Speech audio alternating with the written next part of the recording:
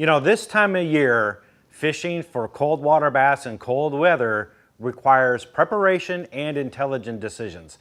So I go through like these 5 categories here before you hit the water. And these are things for you to consider. Number 1, choose your days, right? That's the big thing here. Now, in the summertime, you can pretty much go fishing whenever you want to. In the wintertime, well, some days are better than others for a variety of reasons.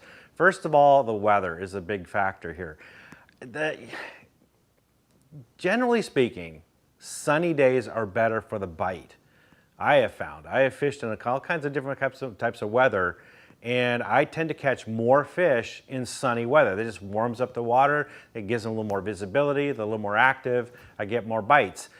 But when you've got rain in there, I mean, it can be really cold out, but when it rains, it feels 10 degrees colder, for one, so it's really uncomfortable to be out there. But then when you've got wind can it just sucks the heat right out of your clothing, unless you have the right kind of clothing. We'll talk about that in a second. But wind can be a problem just staying warm for you, but also fishing can be tough. A lot of times in wintertime, you're using light line, small baits, and casting and fishing those and giving the right presentation in the wind becomes a chore. It's downright difficult, if not impossible. So if you can stay out of the wind, that's better. You know, find a protected cove or something like that, or just pick a different day. You know, just go when it's not windy. Go when it's not rainy. You'll find you'll catch a lot more bass that way. And the other thing to pay attention to preceding the days before your fishing trip is, you know, this time of year, we get more and more fronts that come through and they get stronger and stronger. And if you get a few days of heavy rain, that can raise the water levels in your lake or river. Your flow on your river flow can be really strong. And that can be downright dangerous. I mean, it can start, you know, you've got debris and logs and other things in the water that you got to look for when you're boating. And if you're on the water, maybe the Corps of Engineers does a release and you're not aware of it. Next thing you know, you got really strong current and you're in a situation that becomes downright dangerous. I guarantee you, every boater out there that's been in a situation, or even at shore angling, you might end up getting stranded because suddenly the water levels go up and now you're stuck on a little island. I guarantee you, all these people, they never thought it would happen to them. They felt very confident in their gears or the capability or the whatever, and they thought, well, I'm fine. I don't have to worry about it. I'm not going to get in a bad situation. I'll get off the water and if it starts to get dangerous. Well, they end up being on the news, right? So just, you know, if you're going to get a strong amount of rain here and that can happen to you, maybe go to a local reservoir or lake instead of the river or something, just to be on the safe side. It doesn't hurt. So pay attention to these situations. So the next thing is your gear. Now, the cold weather, it takes a toll on your gear. First of all, if you got a boat, you know, it might be frozen to the bunks. Think about that. So you have to dunk the boat in the trailer in the water and let it thaw a little bit before it'll free from the bunks. That's one. Your rod lockers, they could be frozen if you store it outside. So it may be a chore to get them open. But your engine too, a lot of guys that get launched, they start their engine, they turn and they go. Well, you got to let it warm up, guys. It goes a long way in your maintenance bills. If you just sit there, I like to sit for about 3 minutes, just get that engine idling up. During that time, I get the rod lockers open or pry them open if I have to. It just gives some time to settle in and make sure that that engine's working good and warm before I head down the lake. Now, while you're fishing, whether you're from the shore or on your boat, hey, ice becomes a problem. You know, on your reel, you got that eyelet where the line comes in. That can freeze up and get some ice particles on there. Or on your line guides, you get ice buildup on that. Now, some guys will take silicone spray or something, some kind of spray, and spray those areas to try to make it more water repellent and less ice buildup. But typically, what I do, if I get a little ice on the bait casting reel, I just blow on it and warm it up. That usually clears it up. If I get ice on my guides, I just dunk it in the water, swirl it around a little bit, and then pick it back up, and I'm good to go. That cleans it up pretty quickly. But if you let that ice build up, now that becomes some sharp edges, and it can cause abrasion on your line, and you can end up breaking off a really good fish, or just losing a good lure. because your line breaks. So make sure that you watch for that ice buildup and clear it out before it becomes a problem. The other thing is the type of line you use. You can help reduce ice buildup just by simply by using the right line. Braid is the worst of all. Braid absorbs a lot of water, and it could leave that on your guides and on your reel. So leave the braid at home. Instead, use fluorocarbon or monofilament. Now, monofilament absorbs a lot of water too over time. So the best choice here is fluorocarbon.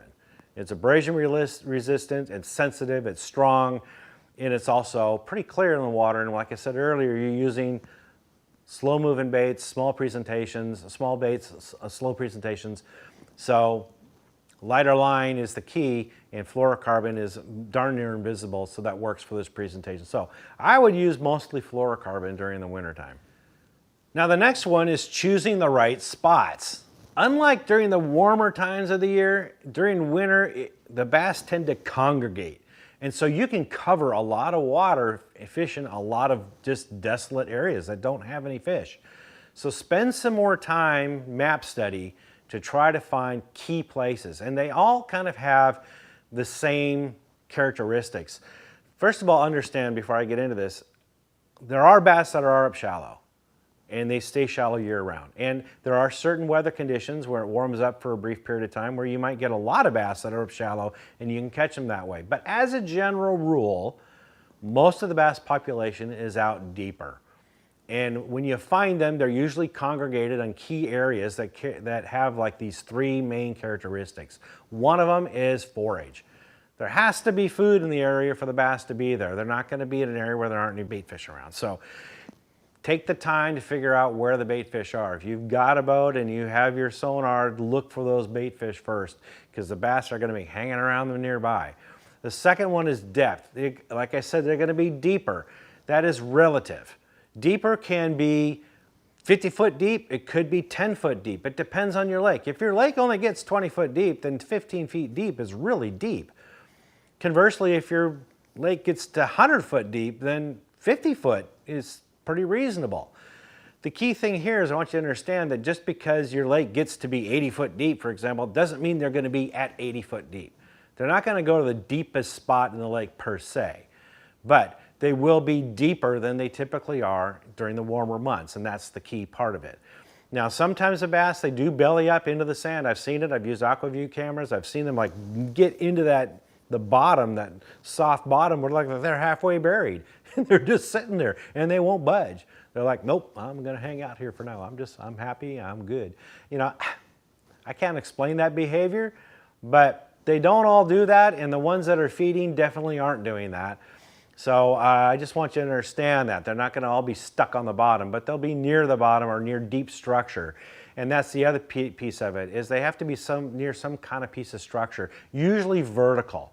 The steeper the drop, the better. It could be a bridge piling even, but like a ridge or a creek channel or a steep point or a steep bank, something like that. They will relate near that. So if you've got those key elements, it's a bit deeper water, it's near steeper structure, and it's got bait fish nearby, add to it if you've got some kind of cover thrown on top of it. It could be scattered boulders, maybe a deep weed line or something like that. Those are your hot spots. Those are the places you want to key on this time of year. Now, if you're fortunate enough to live in bodies of water that have power plants on them, you are lucky, because that discharge is typically a lot warmer than the water around. And you can get water temps in the 60s, maybe even close to 70 degrees, when the rest of the water is a lot colder outside of that area. And so you can fish those areas like you would springtime, right? Fast moving crankbaits, spinner baits, even topwater. And the fishing can be really good. Now, it's not a given, okay? It's not like a sure thing where you're definitely going to go to that discharge area and you're going to catch a lot of fish. That's not always the case. I've been in situations where you would think the bass are there and there's nothing. But a lot of times it is really good fishing. And if you've got that situation, be sure to go check it out and take advantage of it if you can, because you can get into some really good fish.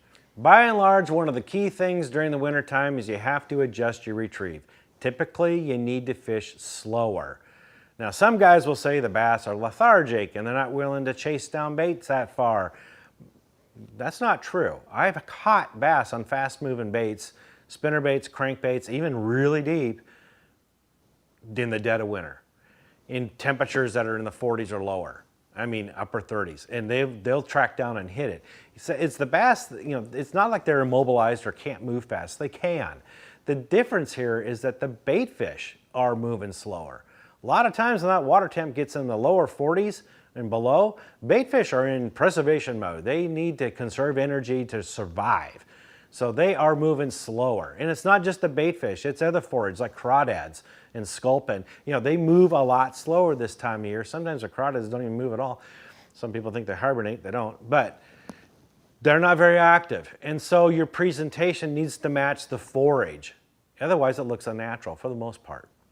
So slower presentations, long pauses in between your movements, that's going to usually get more bites than not.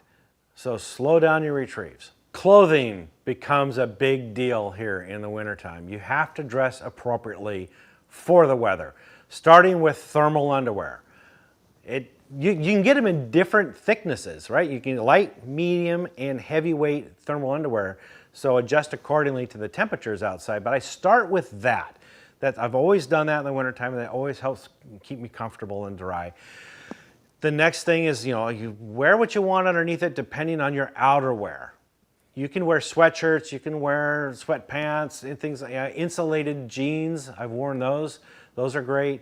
But your outerwear is what's going to really dictate that. Typically, I use something that's 100% waterproof, like Gore-Tex. Why? I wear that even if it's not raining out. And the reason why is that's usually windproof. And like I said earlier, the wind can suck all that heat away regardless of how many layers of clothing you have on. But if you've got 100% waterproof rain gear on, that usually prevents that from happening. So a good insulated waterproof jacket, Gore-Tex, something like that is what I like to wear. I wear insulated bibs that are also Gore-Tex. That keeps, again, nice and warm. Primaloft insulation makes a big difference. It's light, holds a lot of heat in, keeps you comfortable all day long.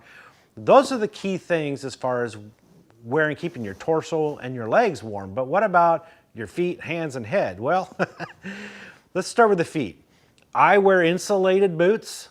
These are not necessarily designed for fishing, but Columbia Gear and others have really good, again, Primaloft insulation, something that holds a lot of heat. They're not heavy, but they're waterproof. If your feet get wet, man, you're done. There's nothing you're gonna do to dry it off, and your feet are gonna get cold real quick in a hurry. So having 100% waterproof boots is key. The other thing is the soles. I like thicker soles. It just gives a little more separation from that cold ground that helps you keep your feet warm. Just a small thing, but it makes a big difference.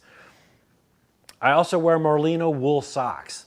Those to me have been the best. They keep you nice and warm, and they're not super thick for the warming characteristics that they have, so I don't feel like my feet are constricted and bound and can't move inside those boots. So a couple things to keep in mind. Your feet are really cold while you're fishing. After a while, you're just thinking about that. You're not thinking about fishing. So it's really key to go through these different things and think through them. Make sure your feet are warm. Your hands, I wear fingerless gloves while I'm fishing. It keeps my hands pretty much warm. They're not 100% windproof or waterproof most of the time. I have tried the neoprene kind. I lose sensitivity while I'm holding the reel with those, but your mileage may vary. But any kind of fingerless gloves, those are designed for fishing, can keep your hands warm while you're fishing. Now, while I'm running down the lake, I'll actually put a pair of insulated Gore-Tex gloves on. I like these I think these come from Simms, but they're nice and insulated, waterproof, so then again, they're windproof. And if you're not wearing any gloves or you're ripping down the lake in 20-degree temperatures, man, your hands are gonna hurt. It's gonna be hard for you to fish. It's gonna take a half an hour for your hands to warm up. So wear those gloves, definitely. Even when you're shore fishing, it's easier to grip and hold things if your hands are warm. So make sure you've got a pair of full-fingered gloves nearby. As for your head, I like to wear, just a knitted cap. I like to wear a windproof cap. It's insulated, and I wear it on the top of my hat. So I can still wear the baseball style cap to keep the sun off my eyes and allows me to look in the water better, but I have that insulating quality of that cap. Yeah, it's not necessarily fashionable, but I don't really care about fashion. I care about function when I'm out in the water. So make sure you got yourself a nice warm insulated cap. For your face, there's a variety of different things you can do here. The thermal underwear, some of the manufacturers actually have a part of the thermal underwear that will go up over your face and keep your face warm. Those work. Sweatshirts. Here's a sweatshirt that comes from AFCO, and it's got a face guard that comes up over your face and keeps you nice and warm and dry. I really like this one. It's also somewhat waterproof, and so it helps keep the wind out as well. So that's really good. You can go to a ski shop and get yourself a ski mask, and that'll keep your face warm. Anything you can do to keep your face warm really helps. Those are key things that I do. I've tried through the years, and it really does make a big difference. But here's one little tip that I picked up along the way. Actually, my wife taught me this one years and years ago, and that is to get these, hand warmers from Thermal Care. You can get these in the pharmacy department of your store, and you can put those. A lot of these jackets and coats that are designed for fishing have little hand warmer compartments in them, and you can put those in there and they keep warm for about 8 hours. You can keep your hands warm that way, but you can also get these from Thermal Care. They're adhesive. They stick on your back or on your neck, and they last for 8 hours, and they keep you nice and toasty. It's very comfortable, man. I don't care, it's 40 degrees out and it's cold, but they keep you nice and warm if you're wearing all this other gear that I had on, I told you about. They really make a big difference in making your day nice and comfortable in the water. Last thing I want to tell you about is wear your life jacket at all times. As a matter of fact, there are states that tell you gotta have, it's required to wear a life jacket during the colder months. And that's good practice, just to do it throughout the winter time. Your deck can get a little slick or icy, and one little trip on something laying on the deck, and next thing you know, you're in the water. It's very easy to happen. Most of my buddies and friends that have had problems on the water, that's exactly what happened. Fortunately, most of them are wearing life vests, so nothing really bad happened. They were able to get out of the water quick. Having some towels packed away with you, either with your gear or if you're on the shoreline or in your boat, really helps. If you do happen to take a dunk, you can get at least somewhat dry and get back to the boat launch before hypothermia sets in. So just those things, minor things, but they make a huge difference during this time of year. You can catch a lot more fish thinking through this before you hit the water. Hope that helps. For more tips and tricks like this, visit bassresource.com.